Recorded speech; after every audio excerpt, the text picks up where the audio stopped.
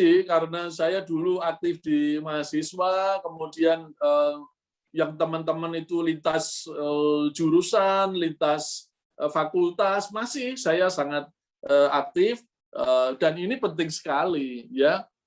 Ketika saya dari Bank Indonesia kemudian ke OJK, ini teman-teman alumni banyak sekali yang mendukung, yang membantu gitu, yang memberikan encouragement, semangat, ayo maju, kita alumni Undip harus bisa ini. Itu banyak sekali ya, termasuk saya bertanya kepada siapa ini banyak sekali, dan itu lintas fakultas. Jadi saya tadi pesan di awal, networking itu sangat penting. Itu betul-betul.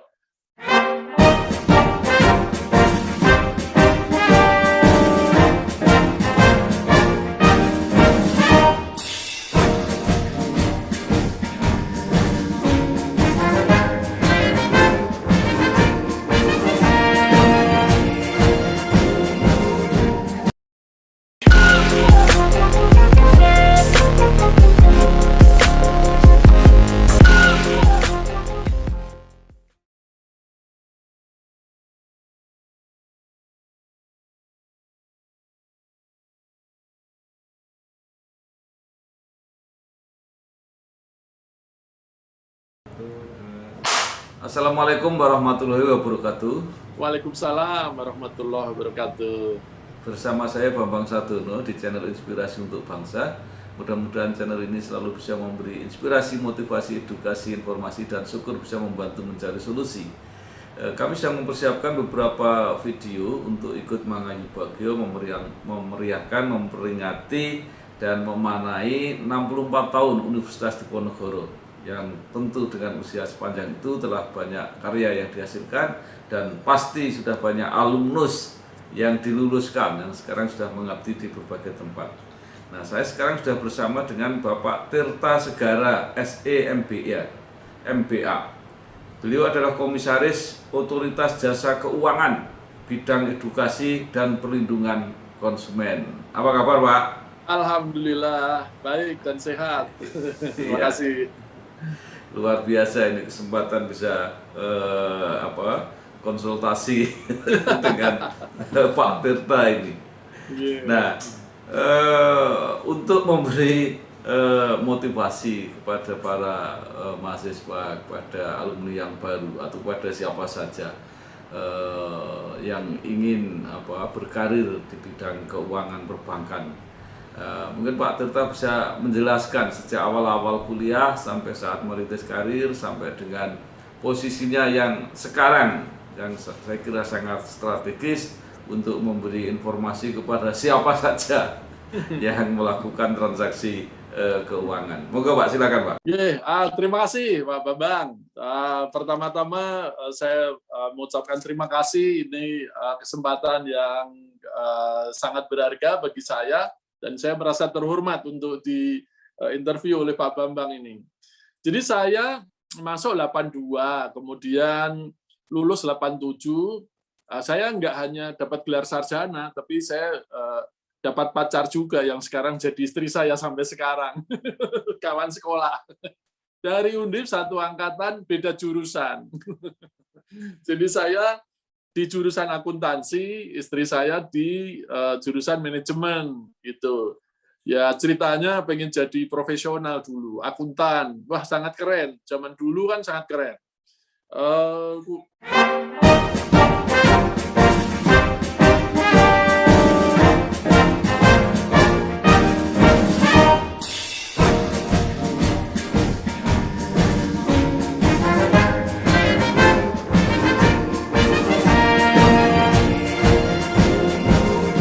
Muridnya Pak Sugeng, Pak ya?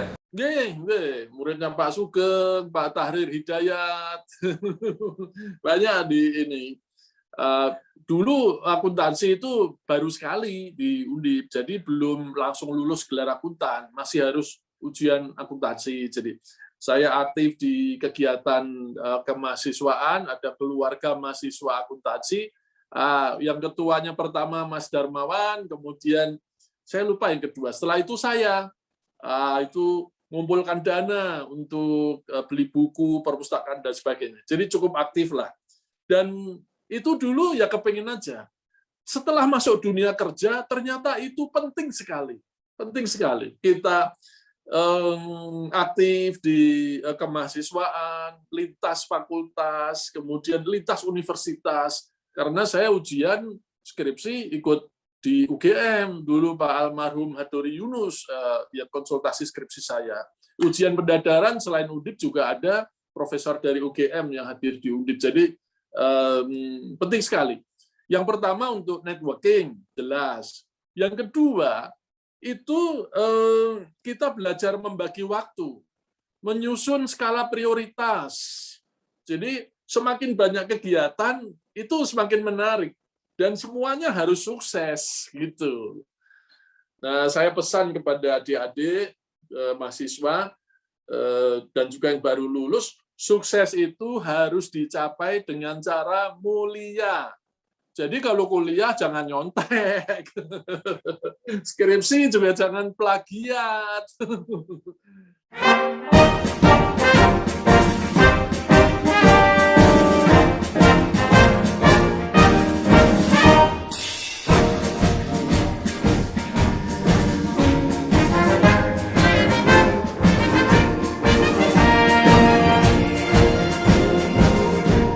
Sekarang untuk nyontek gampang sekali sekarang, Pak.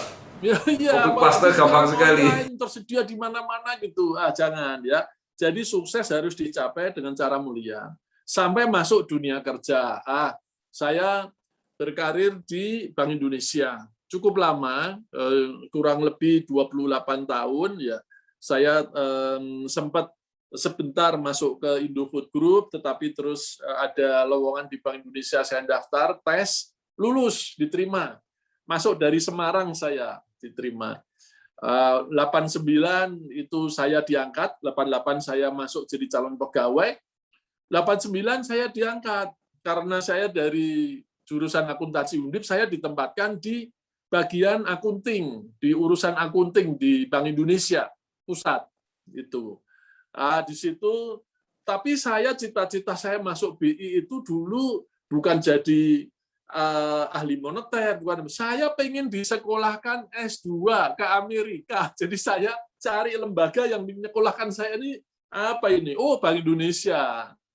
Jadi saya masuk situ. Kebetulan pacar saya itu dulu yang sekarang jadi istri saya itu juga diterima di BII. Sama-sama ke Jakarta. Wah, terus pacaran berlanjut. Kerjalah saya di Bank Indonesia, istri saya di Bank Internasional Indonesia.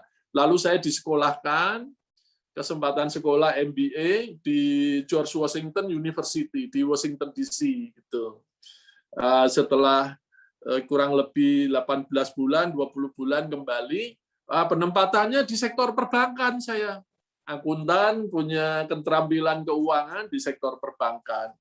Lalu saya ditempatkan menjadi staf gubernur. Wah, itu belajar banyak. Staf gubernur saya melihat, saya itu masih sangat junior, gubernur itu adalah top level yang sangat tinggi. Nah, ada pelajaran yang harus saya petik selama hampir 5 tahun menjadi personal asistennya gubernur itu. 3 hal kalau mau berkarir.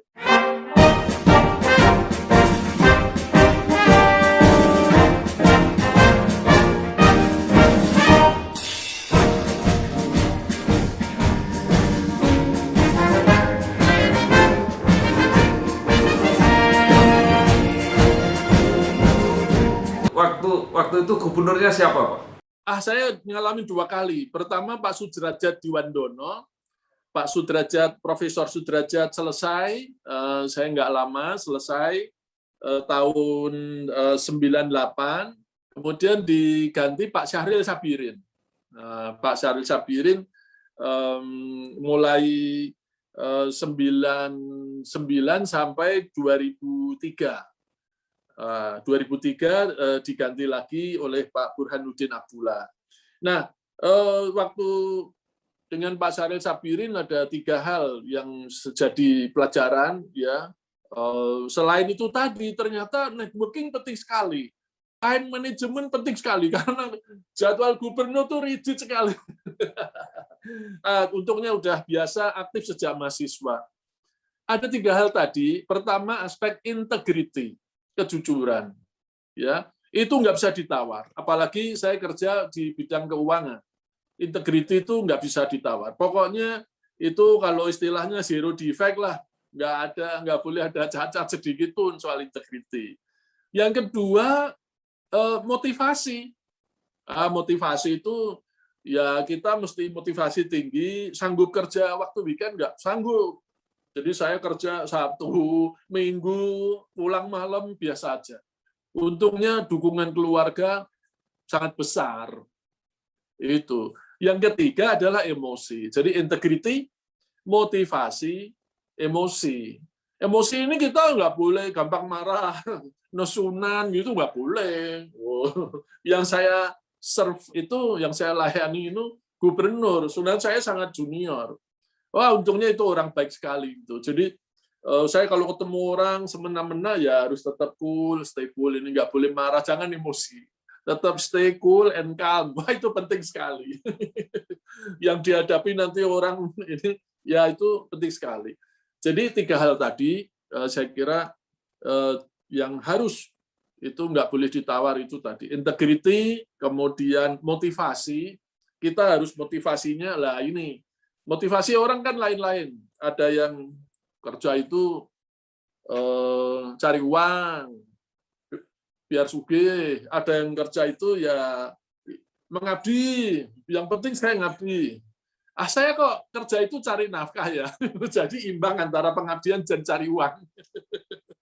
Bukan pengabdian penuh, karena saya ada harapan juga kepada lembaga untuk kapan saya dipromosi. Gitu kan ada juga. Jadi nggak munafik saya. Jadi seimbang itu ya kerja itu cari nafkah gitu. Tapi motivasinya harus disertai dengan apa? Amar ma'ruf nahi mungkar. Itu menurut saya penting sekali. Nah, itu nggak bisa lepas itu. Jadi kalau ada tawaran-tawaran yang kira-kira agak nyerempet-nyerempet bahaya gitu, enggak. Kita mesti harus istiqomah. Alhamdulillah sampai sekarang ini di posisi ini seperti itu.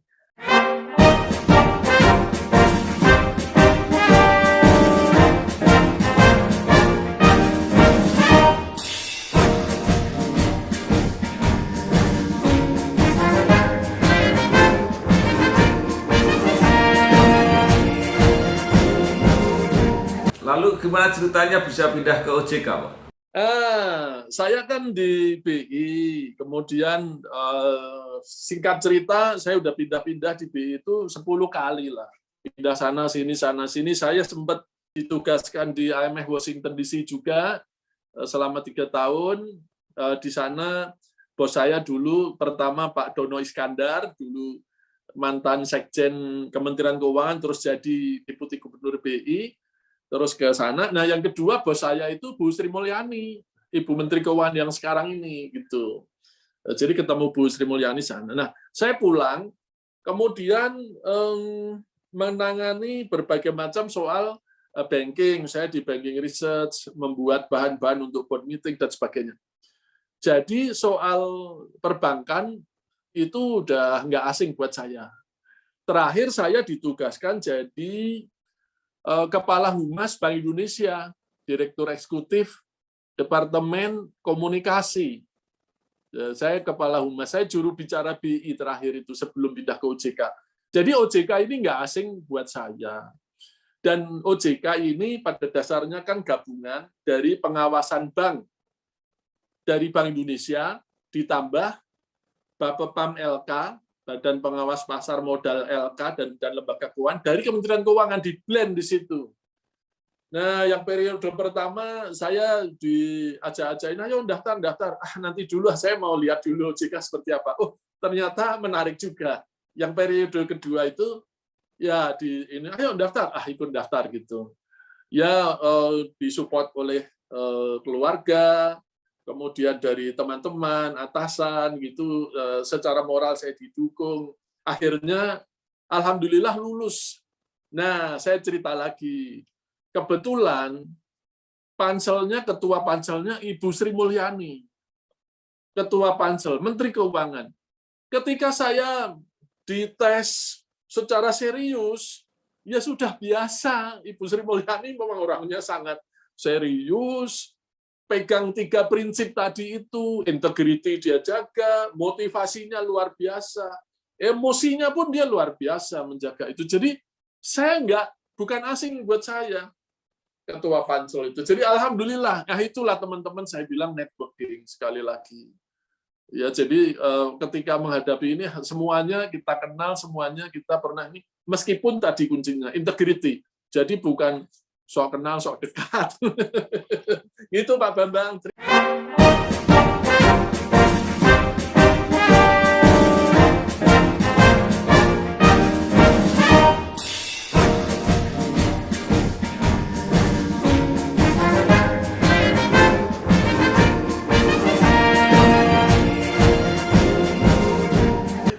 Iya. Nah, oke. Sekarang bidang Bapak menurut saya luar biasa ini, edukasi dan perlindungan konsumen ini yang sangat dibutuhkan. Nah, akhir-akhir ini kan banyak persoalan ini yang jasa keuangan itu yang jadi top-topnya menurut saya adalah asuransi. Jadi banyak orang yang jadi ragu-ragu lagi nih. Waduh, saya mau ikut-ikut asuransi ragu-ragu. Nah, Bapak yang ada di situ gimana caranya memilih, cara mencari yang aman, cara kalau ada masalah gitu. Monggo Pak, silakan Pak. Jadi ada 2 hal, 2 sisi ini ya. Saya melihat problem ini mesti berimbang. Pertama dari sisi konsumen, ya, pemegang polis. Konsumen kita tingkat literasi keuangannya itu rendah. Terus terang aja. Tingkat akses keuangan atau tingkat inklusinya itu sudah tinggi. Jadi tingkat akses keuangan inklusinya itu sudah 76%, itu hasil survei akhir 2019. Ya, jadi orang dewasa yang punya produk keuangan, yang punya akses itu sudah 76%. Tetapi tingkat literasinya, melek keuangannya, itu baru 38%. Nah, jadi ini ada gap ini, ada risiko bahwa orang dewasa sudah beli produk keuangan, sudah punya akses, tapi nggak ngerti, literasinya rendah. Ya, jadi ada risiko. Nggak ngerti gitu. Oleh karena itu saya bergerak di bidang edukasi ini, terus kita edukasi di mana-mana. Jadi mereka beli produk itu hanya ngerti benefitnya, manfaatnya, terus keuntungannya, dia hanya ngerti itu. Tapi nggak paham apa risikonya, biaya-biayanya, nanti kalau ada penalti atau denda, itu mereka nggak tahu. Gitu. Ketika survei nggak tahu. Jadi ini yang mereka asal beli, tahu-tahu, loh kok rugi? Loh Anda itu beli produk berisiko. Kalau nggak paham ya gitu. Itu dari sisi konsumen. Ya. Dari sisi perusahaan, lembaga keuangan. Nah ini kan sering pemasaran itu menggunakan agen-agen. Nah, agen-agen pemasaran ini juga, ya, kalau menurut observasi kami, seringkali mereka itu memberikan gambaran, menghitung-hitung dengan simulasi yang sangat tinggi, hasilnya sangat optimistik, yang dihitung-hitung itu. Nah, konsumen seolah-olah, wah ini kayaknya beneran ini. Padahal itu simulasi. Itu, dia nggak paham. Agennya janji-janji, bukan janji lah, dia ngasih gambaran yang muluk, si konsumennya nggak paham. Ya udah ketemu itu. Sekarang masalah itu. Jadi literasinya harus didorong. Nanti yang agen-agen ini ya harus ditertibkan lagi. Gitu. Menurut saya gitu.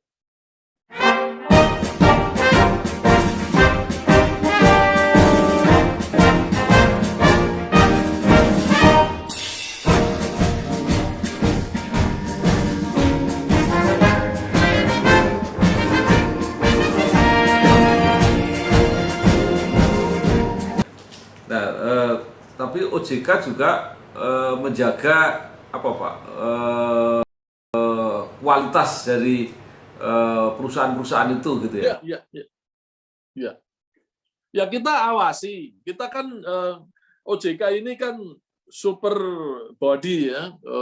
Kita itu adalah otoritas, jadi kita regulator dan kita ini supervisor gitu, regulator dan supervisor.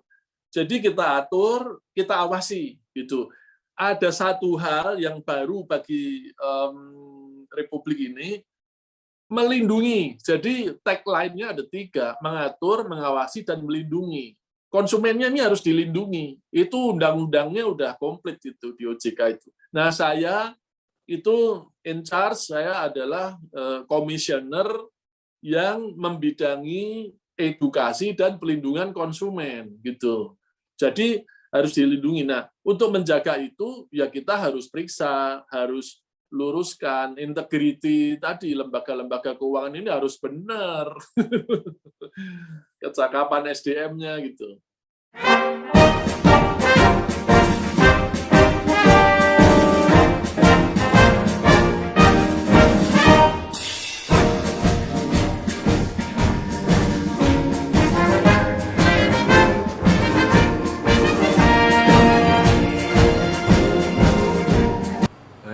Nah, kemudian masalah lain, Pak. Sekarang kan transaksi perbankan itu kan banyak yang melalui virtual, ya, mengenai online, digital.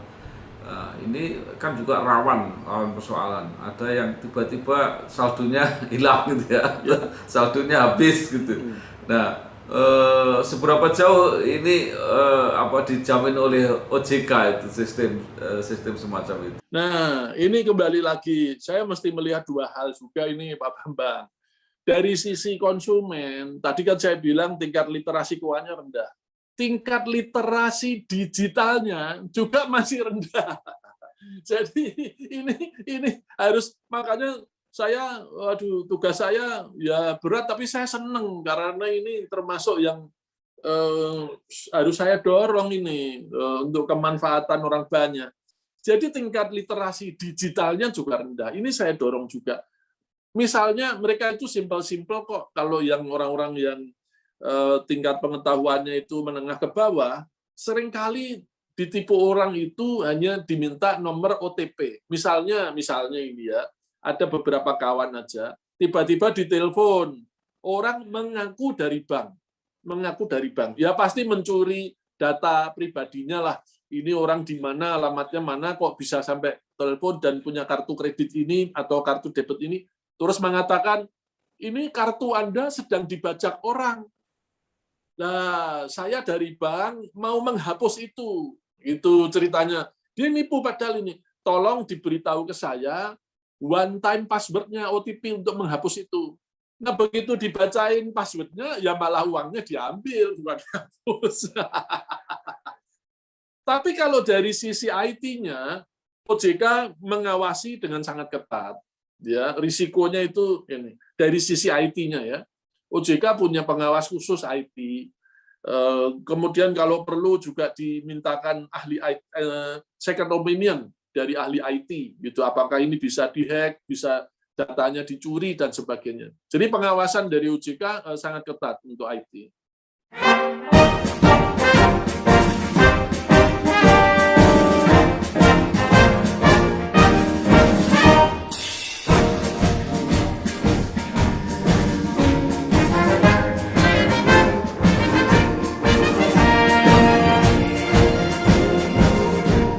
Ya. Nah, sekarang juga di masyarakat ini susah berdari. Saya ini ditawari, jadi saya dikira saya punya uang banyak, jadi ditawari cryptocurrency. Terus saja seperti itu. Nah, mungkin benar, tapi karena itu tadi literasi saya mungkin yang kurang atau seperti apa, saya nggak mau ngambil keputusan. Saya lebih baik enggak gitulah. Nah, itu sebenarnya gimana Pak itu sekarang situasinya? Iya. Cryptocurrency ya, namanya aja itu cryptocurrency, uang kripto ya. Tapi saya melihat dari sisi legalnya dulu. Apa sih sebetulnya ini barang apa ini ya? Cryptocurrency itu kan yang uang virtual, fisiknya nggak ada.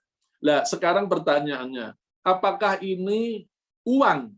Nah, kalau menurut pengertian umum uang, ini bukan uang. Karena uang itu adalah alat pembayaran yang diterbitkan oleh otoritas yang jelas, otoritasnya jelas. Karena uang itu adalah tanda utang bagi si penerbitnya. Kenapa kalau orang terima uang? Ini penerbitnya ini utang lah. Uang rupiah ini penerbitnya Republik. Negara kita, uang NKRI ini ya, negara kita berutang kepada pembawa uang ini. Kalau Anda nggak percaya, ya dibawa ke negara, minta diganti aset lain senilai itu, lah itu bisa. Jadi ada negara ini berutang nih, jadi dia bisa diperjualbelikan, uangnya bisa untuk bayar aset dan sebagainya. Ini uang, penerbitnya jelas. Saat dunia seperti itu, apakah dia bank sentral, apakah kerajaan, apakah dia currency board, tapi penerbitnya jelas uang. Cryptocurrency ini penerbitnya nggak jelas. Siapa? Jadi dia nilainya tidak ada yang menjaga.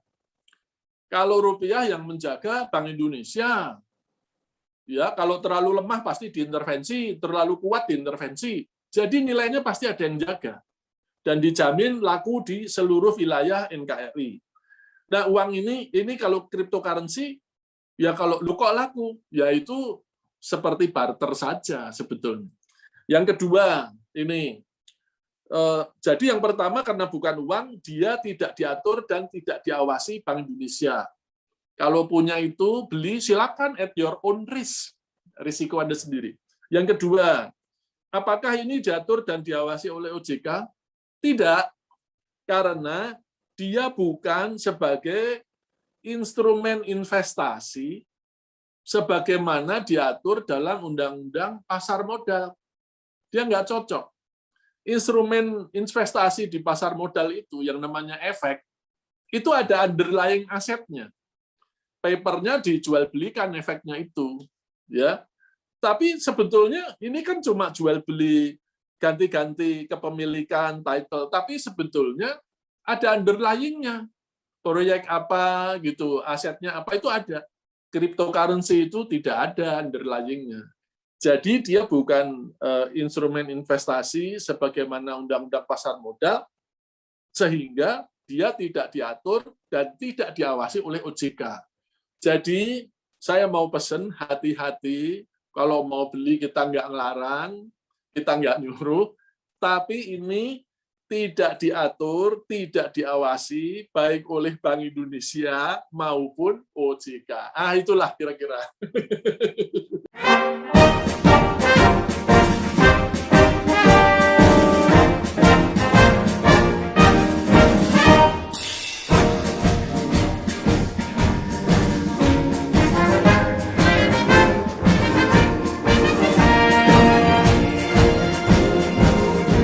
Nah, ini pertanyaan sedikit. Kalau menurut tren teknologi maupun tren sistem keuangan ke depan, itu kira-kira seperti apa? Apa itu masuk akal itu maksud saya? Cryptocurrency itu, ya begini. Banyak yang menyukai karena begini. Cryptocurrency ini kan ada yang diterima seluruh dunia, ada kan di negara mana-mana terima kan ada juga. Sebagai alat pembayaran.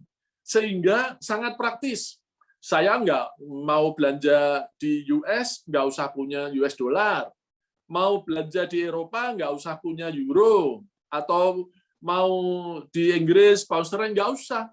Pakai cryptocurrency ini satu macam bisa diterima di mana-mana gitu. Jadi banyak yang suka dengan teknologi dan sistem pencatatannya itu kan pakai metode blockchain.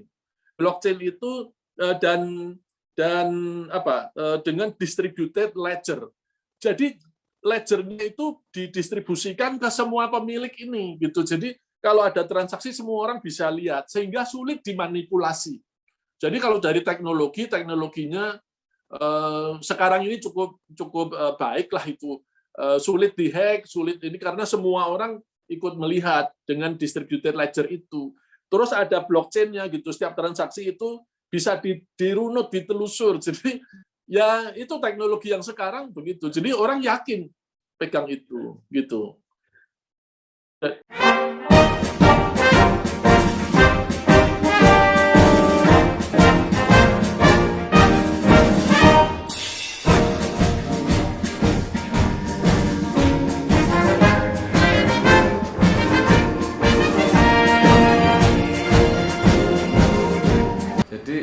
tinggal tambah kalau ada penjaminnya yang terpercaya di dunia gitu bisa luar biasa Pak ya. Ya kalau penerbitnya jelas, jadi ini kan apa? Yang menerbitkan kan kayak komunitas gitu, terus jumlahnya dibatasi. Saya melihat kok kayak batu akik ya. Kalau demand-nya lagi tinggi, harganya tinggi sekali gitu. Tapi kalau demand-nya lagi turun, harganya turun. Dan tidak ada yang mengintervensi nilainya karena nggak ada otoritas yang mengatur, yang ngawasi gitu. Tapi teknologinya memang bagus yang diterbitkan.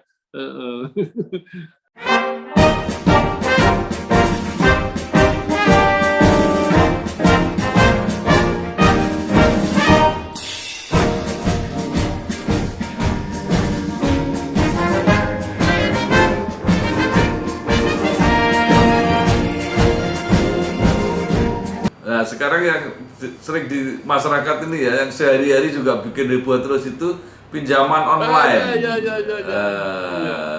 Ini gimana ini kalau ini diawasi OJK? Nah, gini, pinjaman online, fintech peer-to-peer lending, pinjaman online. Jadi begini, itu termasuk yang diatur dan diawasi OJK, pinjaman online. Meskipun platform yang disediakan itu bukan lembaga keuangan, tapi karena aktivitasnya adalah aktivitas keuangan, pinjam-meminjam, sehingga dia diatur dan diawasi oleh OJK, gitu ya.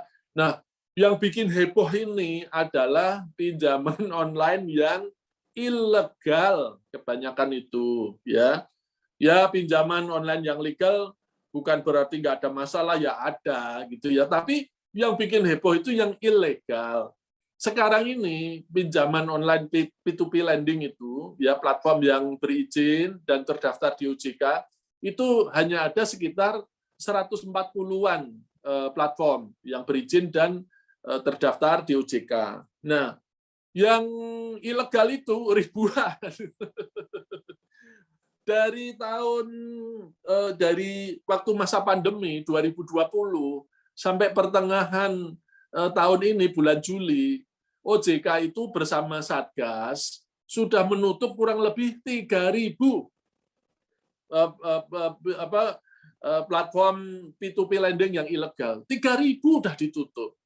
Jadi tiap hari itu udah tutup, ada lagi, tutup, ada lagi, tutup, ada lagi. Nah, ini kita menduga dengan teknologi ini kan mengcopy aplikasi kayaknya mudah sekali ya. Jadi aplikasi ini ditutup, ganti nama, muncul lagi. Nah, masih kaitannya dengan tadi itu, literasi keuangan di masyarakat kita itu masih rendah. Pesan saya, jangan berhubungan sama fintech P2P lending yang ilegal. Jangan pinjam dari pinjaman online yang ilegal. Lah, tahunya ini ilegal atau tidak dari mana? Tanyalah ke OJK. Ada kontak 157. Jadi kalau di ini kontak 157 bisa ditanya, ini namanya perusahaan fintech ini terdaftar berizin atau tidak gitu.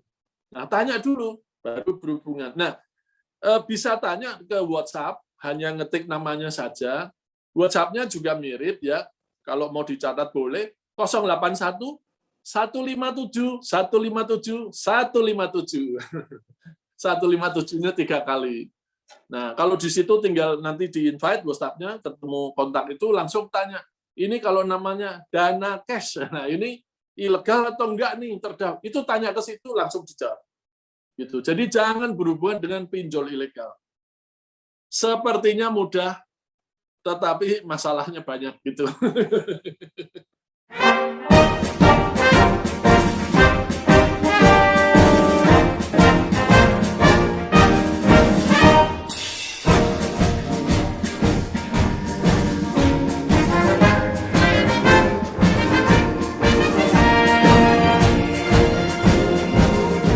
Baik, ini luar biasa penjelasannya Pak, sangat bermanfaat sekali bagi kehidupan sehari-hari.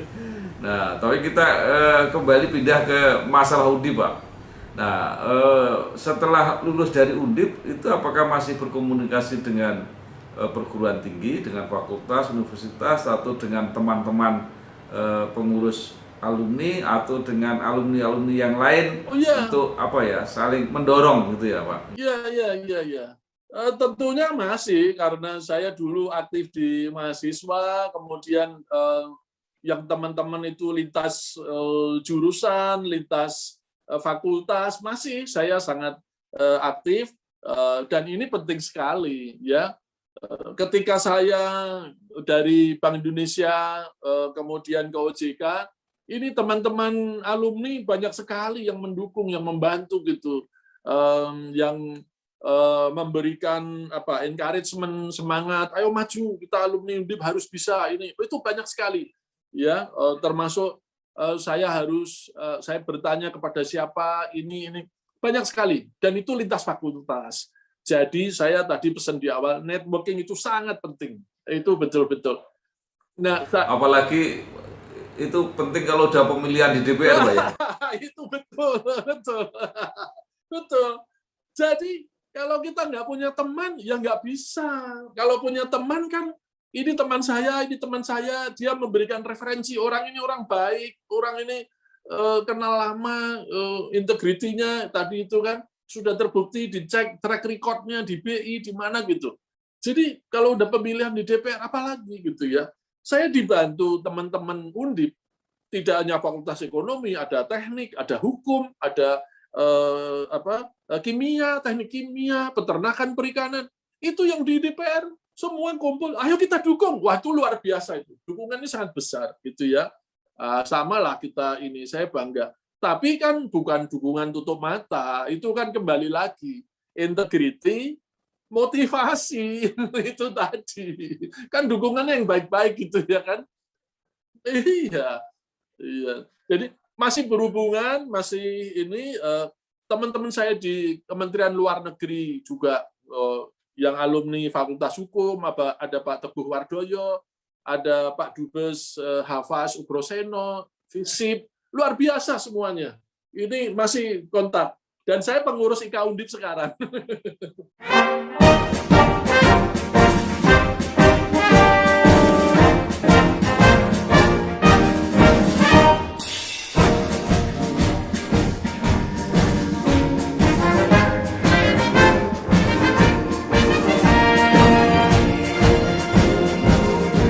Oh, bersama Pak Mukwam. Sama Pak Mukwam, saya di DPP Iya, di Jakarta. iya. Baik. Sekarang terakhir Pak, apa yang ingin Bapak sarankan kepada alma mater ya, kepada institusi Undip dan juga kepada mahasiswa, kepada alumni yang baru.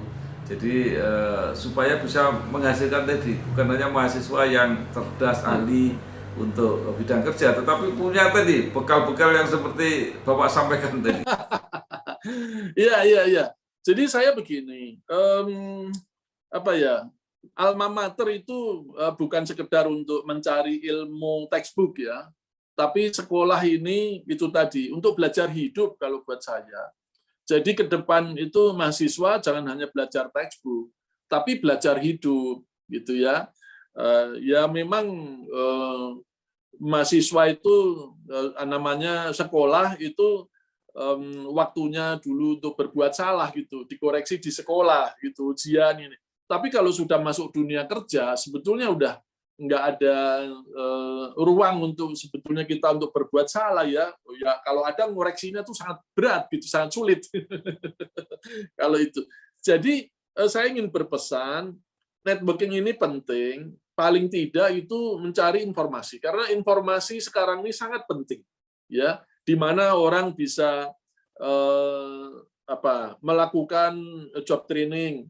Misalnya kalau mau mendaftar di OJK, saya udah diterima, tinggal interview, kira-kira apa ya? Itu saya bisa ngasih informasi yang akan digali di BI itu ini. Anda harus belajar ini. Jadi bukan terus KKN aja, itu harus diterima, itu adik kelas saya. Oh, enggak gitu. Semua profesional. Tadi itu saya bilang, sukses harus dicapai secara mulia. Jadi adik-adik belajar, tapi jangan nyontek, itu belajar memang betul-betul cari ilmu, kemudian networking itu perlu, karena itu ternyata sangat berguna setelah lepas dari Undip. dan hubungan antara alumni dan alma mater itu harus terus terjalin.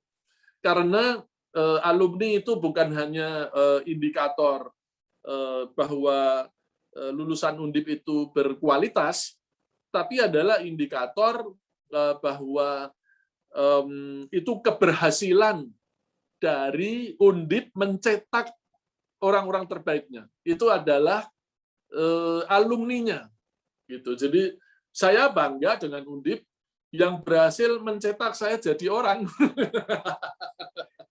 Indikator kesuksesannya Undip ya ada di saya, di teman-teman lain gitu.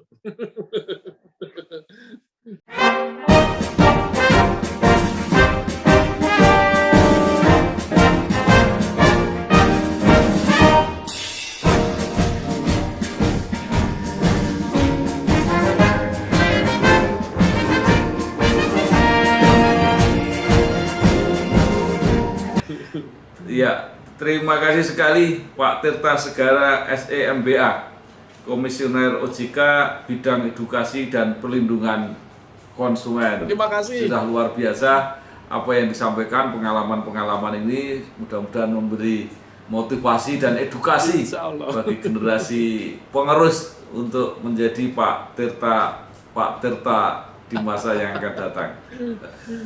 Sukses Pak, terima kasih. Sama-sama Pak Babang, matur nuwun atas kesempatan. Wassalamualaikum warahmatullahi wabarakatuh. Waalaikumsalam warahmatullahi wabarakatuh.